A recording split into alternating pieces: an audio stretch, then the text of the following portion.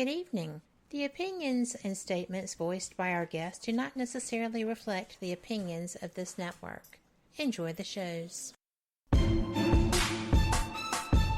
You are listening to WBHM Digital Broadcasting, the best in paranormal talk only on Paranormal Experience Radio.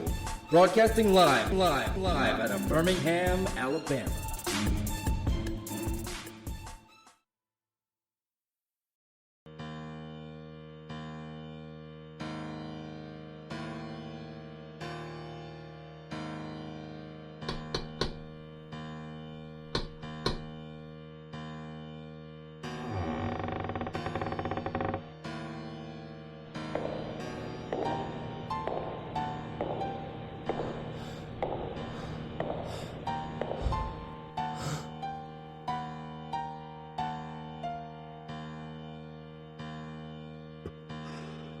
We've been expecting you.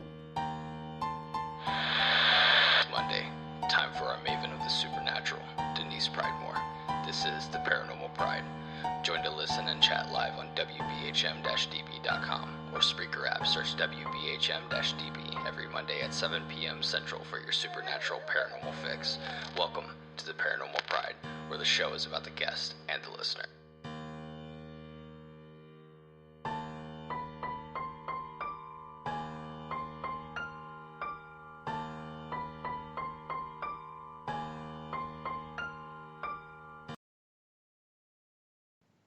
Welcome to the Paranormal Pride. I'm your host, Denise Pridemore, and tonight I have a special guest for you guys. Not that they're not all special, but this one's a little bit more special. His name is James B. McDaniel. You guys may remember him from that little show, Haunted Live, that everybody really was talking about, and Haunted Salem Live. And he's, I know most of you listen to all the paranormal shows, so I know you guys are going to remember him as being the social media guy for both of those shows. And very high energy guy. And I know that when I first saw him, I really liked him. Didn't like Sparky much, but I really liked James.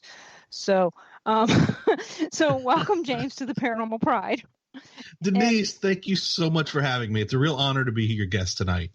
Oh, I don't know if you know who I was referring to as Sparky, but the first guest you guys had on Haunted Live. On Haunted Live. Yeah, I'm sitting there and I'm watching him and I go, what they say his name was? And my husband said it and I go, no, his name's Sparky. And he goes, what? I go, no, his name's Sparky. And I would tell people that they go, well, what do you think of Haunted Live? And I go, well, I said, I like everything except for Sparky. I just don't like him. Not big on Sparky. Absolutely. And every time, and then, a couple weeks later, somebody else had posted something about Sparky and I was like, oh crap, it stuck. It's caught on. It's making the rounds now. But when they changed the host, I really like the new guy. I like him a lot better. He seems to fit with the Tennessee Wraith Chasers and your personality a lot more than isn't that Dee Snider's kid? Yeah, it was Jesse Snyder, which by the way, he is a really good guy. He's really into the paranormal, and he just again, it just wasn't the right fit. He's a great guy. I adore Jamie Kaler. Jamie Kaler is the perfect fit, I think, for that show.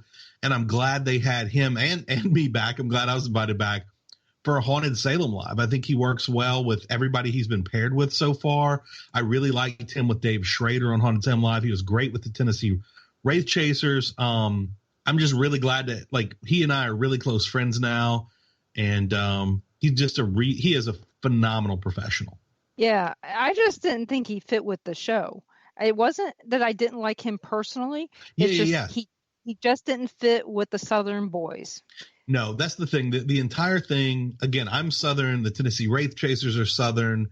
And he had this, again, he had a ton of energy, but it was almost like it was too much energy, just a little too wired for what we were presenting, I think. Yeah, it seemed more like New York versus New Orleans.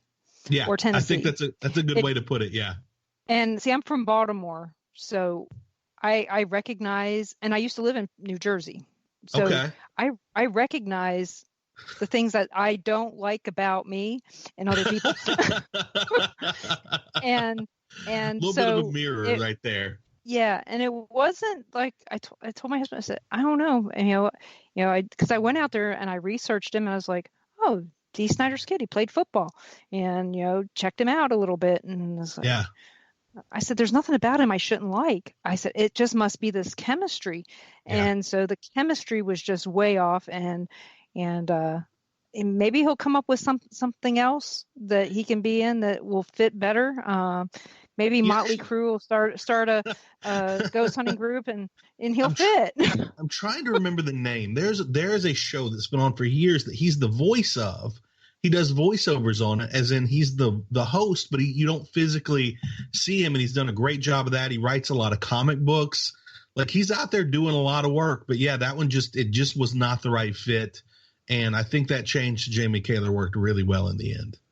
He did. He's more calm, and the focus stays on the things it's supposed to stay on, as opposed to the look at me. Yeah, that's how I what you're saying there. Yeah, Jamie's a great. The thing is, I think Jamie, you can take him and fit him in almost anywhere. He's very professional, very adult, and not to say that Jesse is not professional, not at all. He's just he's a different type of guy for a different type of show.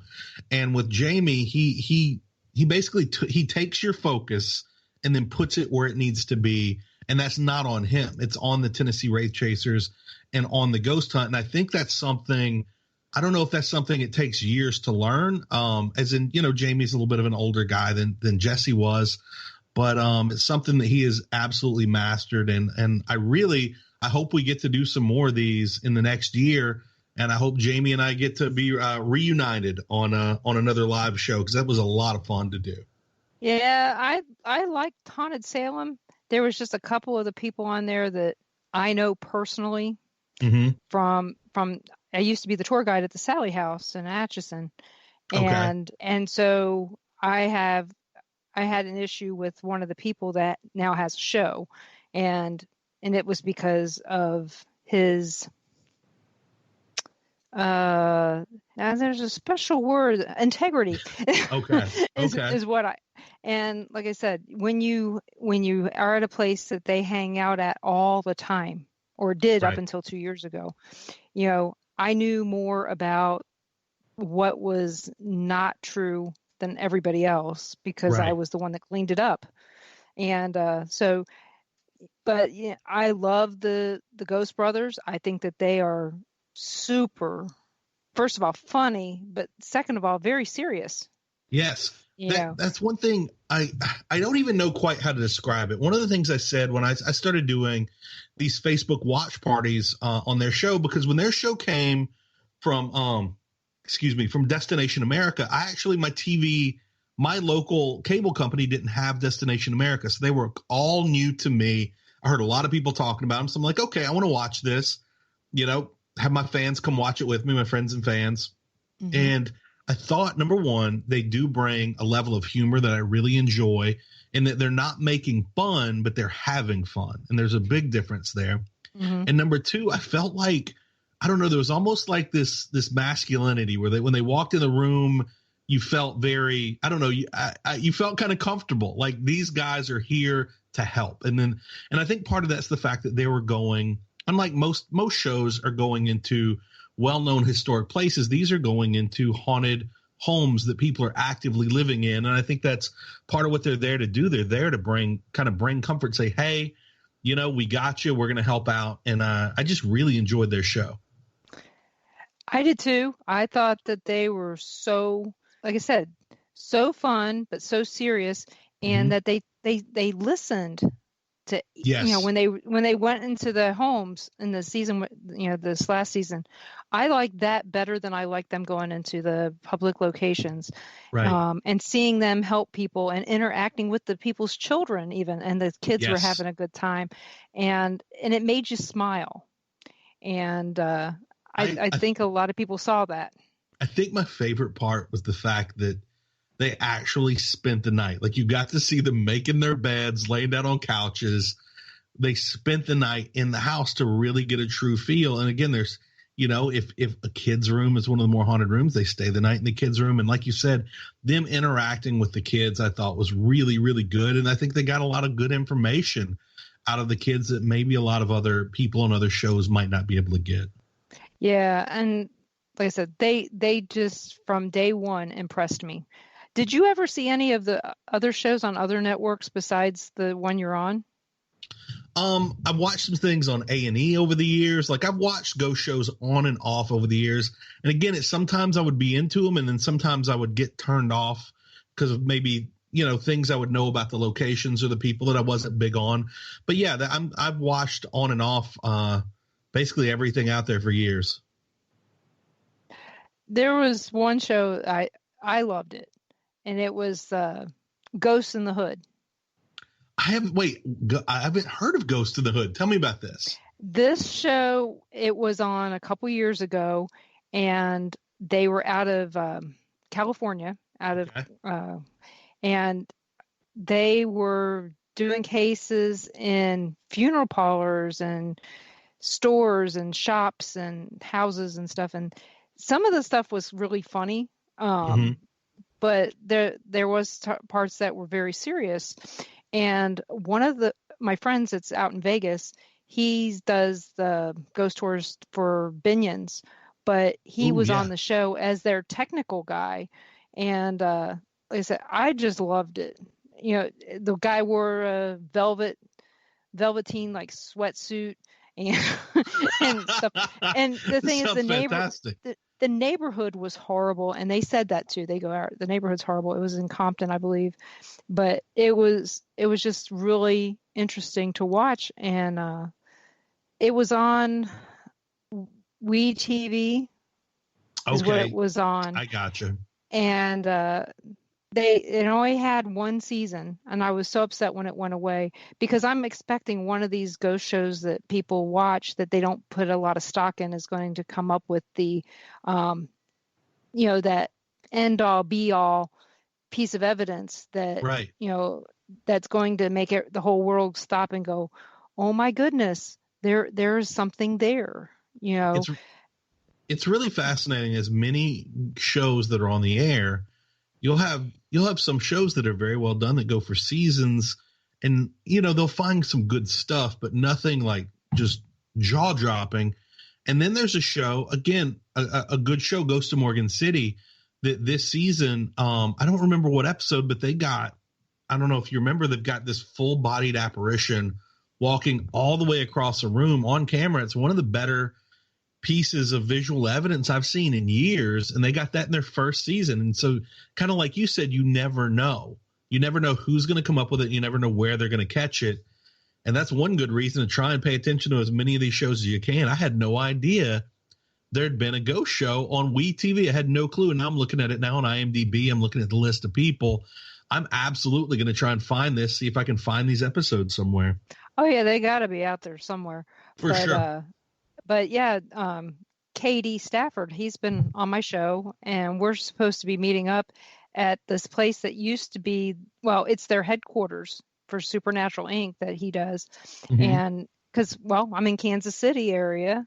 They live in Kansas City area, and they've been trying to figure out some things about the location that they were at, and hardly anybody's investigated the site except for them. And now we've stayed there, and they want to visit with us about where the portals are in this location. Ooh. And because I told them, I said, I know where they are. And they go, how do you know? And I explained to them how I knew. And it was very interesting. And he was there. Him and his wife are such interesting people. And I know that if you're doing any paranormal conferences out there, he's going to be at a lot of them coming up here. He was in quite a few since September. So he did the Kansas City one back in August, but since September though, he's been hitting a bunch of them. And awesome! So he's making all the rounds.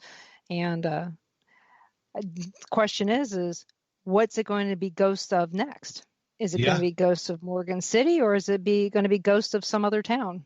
Exactly. No, that's a great question. Yeah, I mean that's what it means, because it would make sense to move it to another location and have different Right. people, have a local person on the team. You don't have to, you don't have to have the same people every season. Right.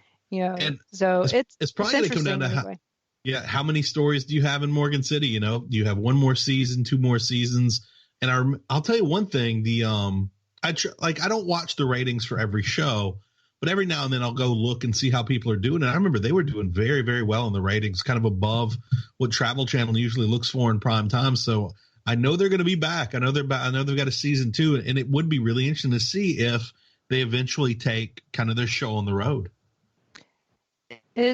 It's possible. There are different towns. I mean, there's another new show that's coming out where the guy goes to these different towns and he's checking out not their most haunted location, which is good. It's good for those towns. He's going to be doing Malvern, Iowa, and not Malvern Manor, and doing Atchison, Kansas, but I'm pretty sure not the Sally House, probably the McIntyre Villa. I like that.